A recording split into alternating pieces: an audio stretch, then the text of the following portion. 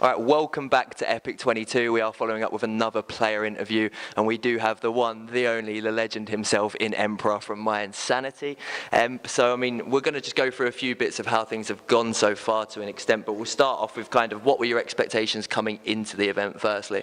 We weren't too sure, because obviously we haven't been to LAN for a while, especially most of us from this lineup. LAN dodgers. Sorry. So we kept our expectations to ourselves, but individually I think when we finally spoke about it, when we got to the event, top 5 was like the realistic expectation. Where did you get seeded? Was it 4th? 7th. And then we stole 3rd seed in groups. Yeah, done well, done well. Yeah. Well, I mean, kind of going into that a little bit in terms of groups, like maybe not as clean cut as you would have wanted it, to say the least, but I mean, nice 4-0 initially, and then the whole, draw into right. But yeah, I mean, so explain kind of what happened with that one. I mean, it's not the end of the world, right? It's group stages. You're already comfortable by that point, but like... no, it's actually first game. Was it first game day? It was, Jesus yeah. Christ. So was it like, did that affect you in any way? Was it a bit negative from that, or was it you had your reasons, like we've kind of discussed a bit, there's groups, you're trying not to show too much in that Yeah, it was a little instance. bit of that, as well as nerves. Yeah. I think because obviously people want to... We've got that label of, being an online team, A little bit. So there was those expectations of like, we have to set off the pace, if that makes sense. And it just didn't happen. And we wanted to keep things like hidden, because we had some teams behind us that we knew eventually that we might end up playing. And it kind of backfired later into the game. Yeah, no, I mean, it makes sense. I mean, so one of the things we spoke about beforehand as well was in terms of you are one of the few actual teams at this event, essentially, and obviously you've been together for a while, near enough now, so I mean, you've had a fair bit of practice behind you.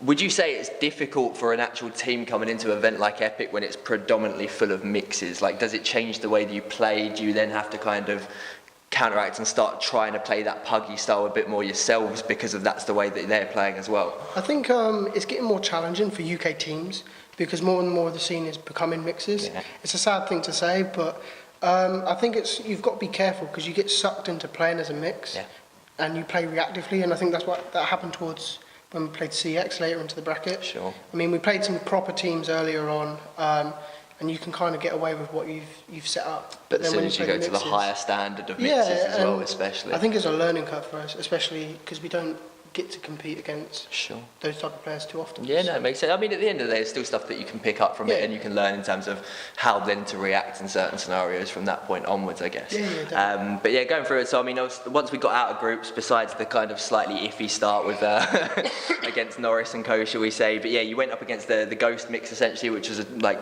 reasonably comfortable 2-0 win. I mean, I was watching some of the games in fairness, and they were taking some rounds off you for sure. It was a bit to and fro in certain instances, but I think you did manage to grind it out in the end sort of scenario. We've had a habit this LAN of going like 7-0 down at the start, 6-1 down, 5-1 down. I mean, you've got to give testimony to yourself in that scenario, though, because I mean, a lot of times when teams ghost that sort of scoreline down, it negatively affects your team quite well, and you're not able to come back from it. So the fact that you have has got to be a good sign in a way, but it's not a situation you want to be in. It's not a situation that you want to start off in a lot of games, though, is it? No. So when we played them, we didn't really know much about them. We know some of their players through word of mouth. Yeah, they are a bit unknown to an extent. When they started actually like being able to shoot back, like it's a bit of a surprise.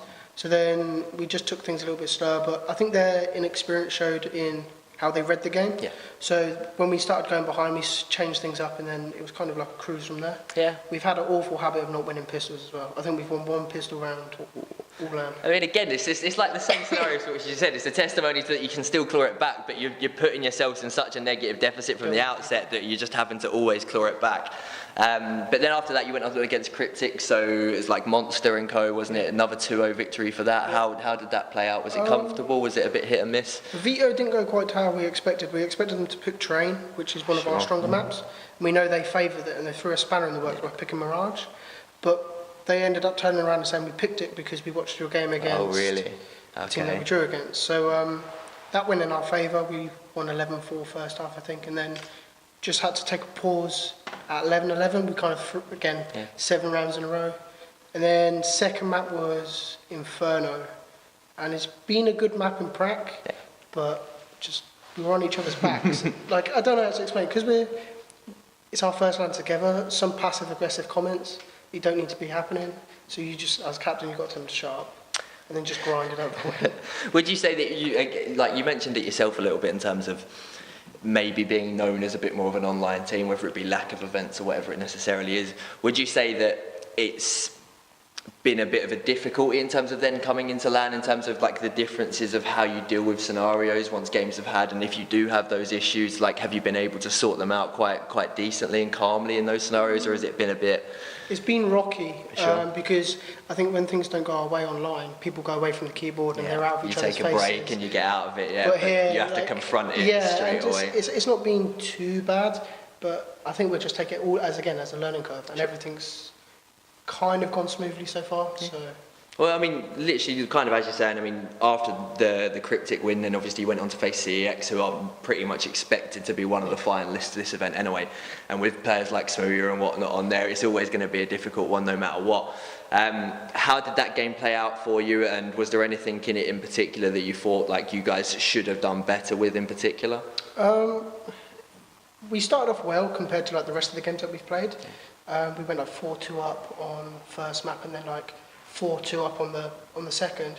But then we got sucked into playing too quick out of our normal regime. Sure. Because of how they played. Like they're very fast paced a lot of the time as disrespectful. well. I want to say it as that. I think because of especially someone like Smooya, and they've got like Link and whatnot in there as well, where they just play incredibly aggressive like all of the time. So I think if you're not expecting that, it's very hard to deal with in a lot of scenarios. We ended up, after those 4 or 5 rounds that we got, it's just momentum was gone, and then we're trying to play reactively to them when we should just be playing our own game. And that's my fault, but to be fair, I went hazy. You know, I haven't played against that, especially in UK. Yeah. I haven't played a UK mixed team of that quality for a while. So take it in as a learning curve. Yeah, that's the best way to do it. So, I mean, so what's the plan now? So obviously you've had like a few, like, well, not a hit and miss, but a hit and miss result against CEX, but again, to an extent maybe expected. You're still young, you're still fresh in terms of a roster, in terms of being at a LAN as well. We've still got, I mean, who are you up against next? Who's it between? We're waiting for Team Ghost and London Lynx. Okay, so I mean, again, could you probably expect London Lynx to come out the winners out of that, and as well it should be in theory. So I mean, have you got any kind of plans going into that particular one? Any ways that you feel like you'll be able to deal with them? Not really. I think where it's going to be interesting is we have similar map pools, because we speak to each other regularly. So it's going to be a case of whatever map we pick, it's going to be whoever turns up. Close game either way. Yeah. So I mean, they've been playing well. I've watched them quite a lot. They put up a good series against Enclave. Yeah, it was a very messy game in fairness. Like it was like throughout it, personally, the way I was seeing it was like both